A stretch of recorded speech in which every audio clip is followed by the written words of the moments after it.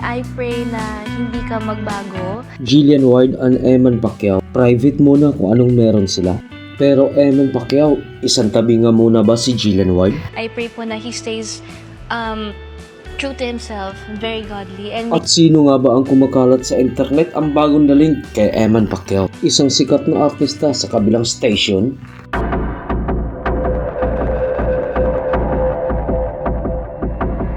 Papa You at Showbiz Top List. Baka maging ninang ako nito.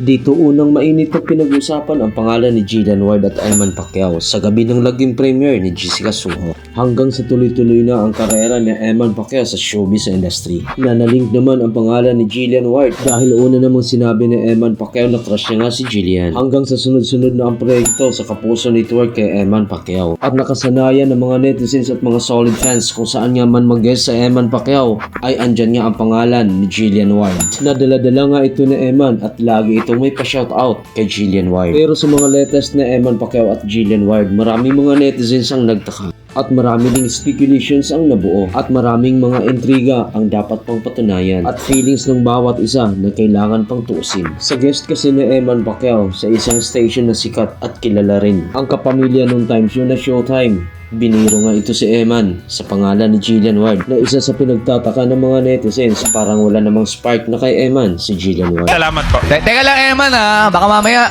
may nanonood sa'yo ngayon dito. Hello! Batiin mo naman. May nanonood sa'yo. May gusto ka bang batiin, Eman? Sige nga. Ma. Hello, ma. Nasanay na kasanayan ng mga fans at netizens. Nakasama naman talaga ang pangalan ni Jillian Ward pag shoutout pa ni Eman Pacquiao. Pero sa pagkakataong ito, parang silang tabi lang ni Eman. Dahil sa ibang guesting naman ni Eman Pacquiao, hindi mawala ang pangalan Jillian Ward. Dahil kung pag-uusapan ang pangalan ni Jillian Ward, kilig sobra sa Eman Pacquiao. Batiin mo naman. May nanonood sa'yo. May gusto ka bang batiin, Eman? Sige nga. Ma. Hello, ma. Safe naman. Safe na safe pa. Sabay ang pabero ni Jong Hilario at Bong Navarro na safe umano at magaling magdala sa Eman. Sa ng netizens, hindi sila sanay sa ganitong senaryo ni Eman Pacquiao sa ibang guesting. Usapang Eman at Jillian, agad naman ito. Hello, good morning, Jill. I hope you're having a great day. I will always support you. And we all love you. God bless. Yeah, we all love you. Dinamay pa tayo, ha? Isa sa mga nakasanayan at hinahanap ng mga solid fans and netizens. At dito rin sa isang guest na Eman Pacquiao, hinahanap din nila na sana'y i-shoutout ang pangalan ni Jillian Ward pero wala silang nadinig. Good morning, mga kapuso. Maayong buntag sa inyong tanan.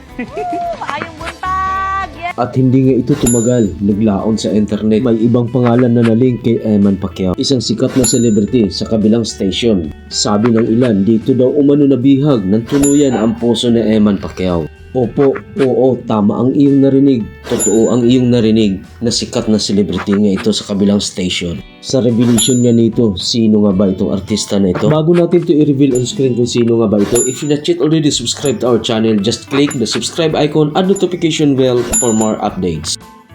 Kumalat ng umpisa sa internet pero hindi pa naman ganun kainit. Umano ang bago na pupusuan at nagustuhan ni Eman Pacquiao na dati na rin itong mainit na pinag-uusapan sa industriya. At maraming clips na rin ang kumalat na ito. At sino nga ba to? Ang nag-iisang teen hottest kapamilya star na pinagpapantasyahan din ng karamihan na dating mainit na rin na pinag-uusapan at mainit na rin ngayon sa internet ni na Eman at ito ang nag-iisang Andrea Brillantes. At may ilang clips na rin ang kumalat sa internet. Hindi lang ako sigurado kung ito'y AI generated ba? Na alam din naman ng karamihan na may karelasyon nga ito ngayon, si Andrea Brillantes. Pero sa buhay celebrity kasi marami na nakikita at marami na nangyayari, lalo't lalo na ngayon.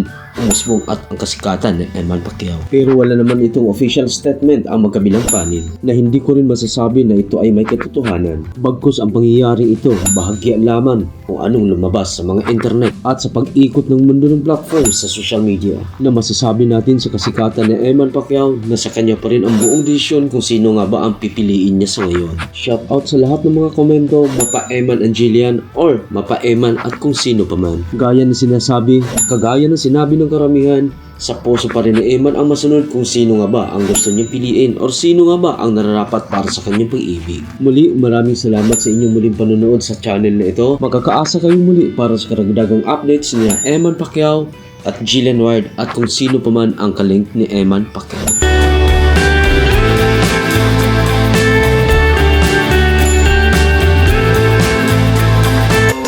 Thanks for tuning in. See you for more updates.